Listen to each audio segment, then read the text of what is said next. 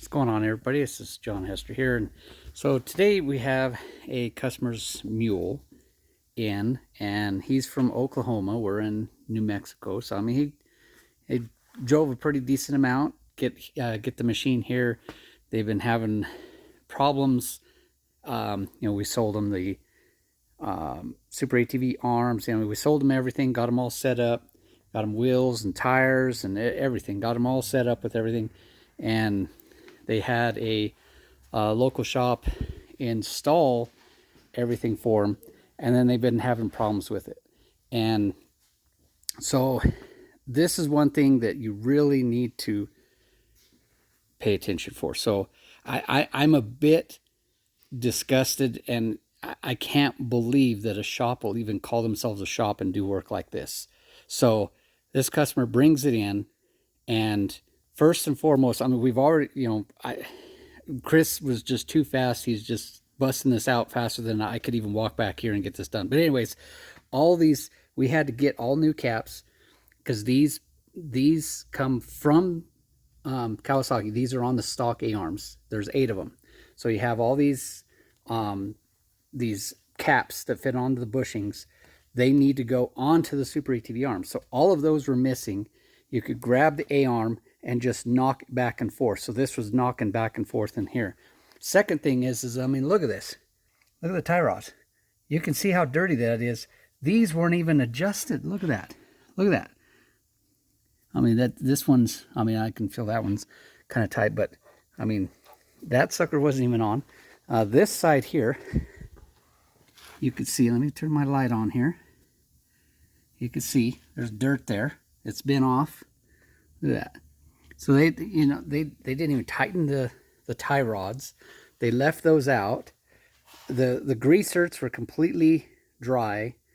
Whenever you set all this stuff up, you need to, I mean, look at that. Look at that. They didn't even tighten these. None of the, I mean, can't move that one, but look at that.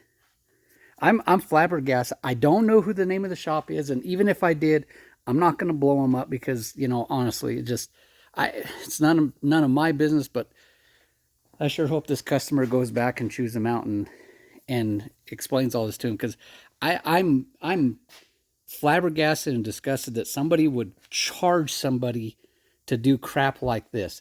Then the second thing is, we have a video on YouTube on how to install the shocks. We show that you got to trim the frame and everything, and you have to clear it. And look what they did. Look at that. The shock was grinding into the frame. They had to have bound that, I mean, hammered that bolt in there in order to get it in there. So this was rubbing, and I mean, look at that. You can see where it's digging into the aluminum. So yeah, this sucker was knocking and squeaking and having nothing but problems. So I could see how it was done, and it was 100% improper, poor installation. So whenever you install, if you got a mule and you're installing, the A-arms, I mean, you have to reuse these, otherwise it's going to knock. Make sure it's got grease zerks on it. Grease this sucker up, really good. Grease it up like a pig. I mean, just have it squeezing out and everything. Get it all nice and cleaned up, but make sure it's well greased. Make sure that everything is tight. We like to shoot in a little bit of blue Loctite in there, and then we'll tighten these all down. And then we'll also use a paint line on them, so that way if you have a visual inspection, if this thing happens to have broke loose or something, you'll know. But oh yeah, and Chris was pointing out to me, the ball joint was loose. They had this loose, so what happened is the metal in here it was wiggling back and forth, so it kind of oblonged the hole a little bit. What we had to do is, I mean, we even tried a brand new ball joint just to verify that it wasn't his ball joint, but we pulled it all up in here, and the ball joints are tapered, so they go like a taper like that, so that way as it comes up, it presses itself on there tighter, and it gets it all on there. So we had to use a thicker washer here in order to take up the gap, because this had been damaged somewhat, and luckily we had enough room to get that pressed all the way up in there nice and tight, because we could grab this knuckle and we could wiggle this knuckle in, out, back, forth, all that stuff. So I mean, I'm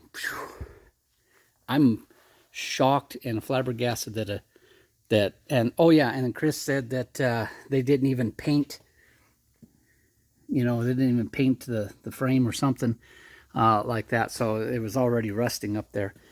So seriously, I mean, if you don't know how to do this, it's understandable. Not everybody's a mechanic.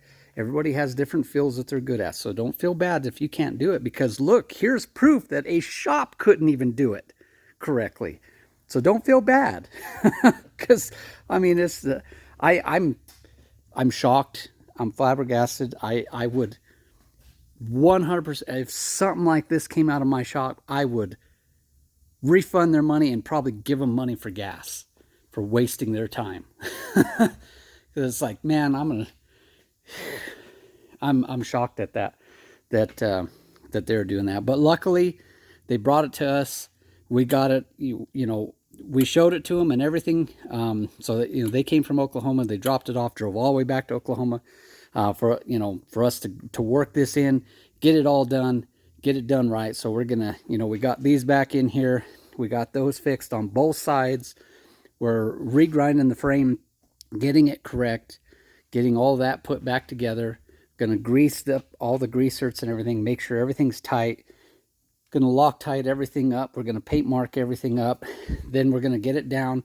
We're gonna do a proper wheel alignment, and this machine is going to be the way I had, that's the way it should be set up on there. And the rear doesn't have the rear doesn't have the cap, so you don't have to worry about caps in the rear. But yeah, you want to at least grease it. You can see, I mean, there is like zero grease coming out of this thing at all. I mean, those things have never been, I don't think they greased them. They just put it on. They literally just put it on. But yeah, it's yeah, I mean, that has a little bit of clearance, but you can see the rust in there. So they didn't even paint the frame. They just kind of ground the edge.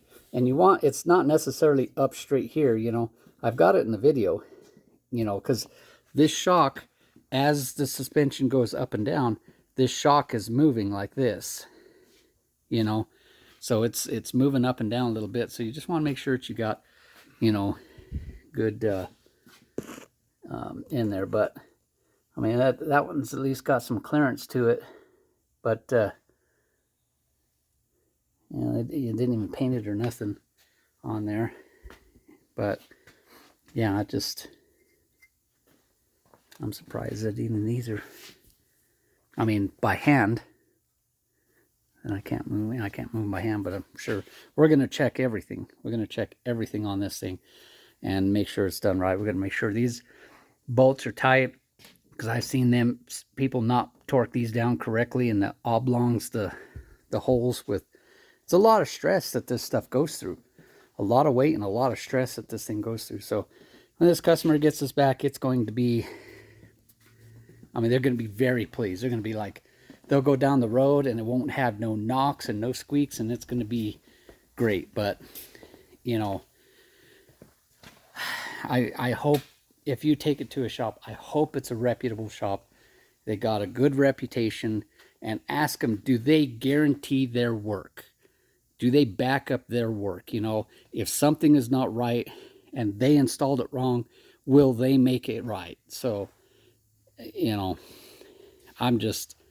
I'm flabbergasted at this. Over there, they couldn't find those problems. Yeah, they took it back, and they kept saying that, oh, the noise is the shocks. The shocks are making the noise. There's something wrong with the shocks, and they're blaming the shocks. That's why they called us. And they're like, something's wrong with my shocks. And we're like, shocks don't make knocking, squeaking, rattling sounds. I mean, the worst that this thing does is if you compress this and let it out, you're going to hear, a fluidic sound. So it's going to be like,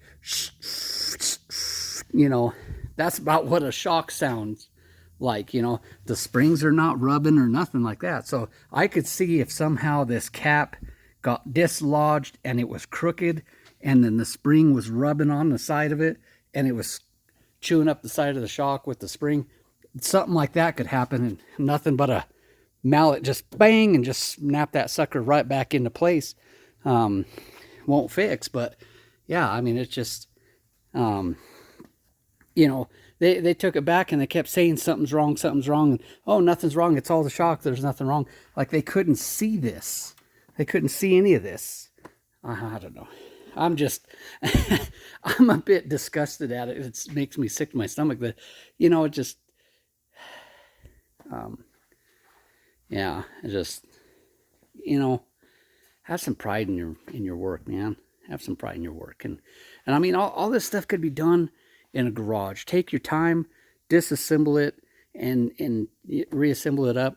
And I mean, we get questions all the time. I mean, we get calls all the time from all over the country, and people asking, am I doing this right? Am I doing this right? And we'll try to help them out as best we can. I mean, you can message us some pictures and say, hey, does this look right? And we'll tell you, no, this is what, you know, like if he sent us pictures and say, it's knocking, what, and we would have clearly saw that these, you know, these metal caps, there's 8 of them on the front. There's none on the rear. Oh, there's some on the rear? Oh, okay. We're supposed to have them on the rear. This one's missing them too. Oh, okay. It's missing them in the back too. Interesting. But, yeah. So you want to reuse all that stuff and whatnot, and stuff and junk. So I hope that helps and explains stuff. So enjoy on there. But yeah, it's just when it's done right, God, it's a thing of magic. All this whole setup here, you know.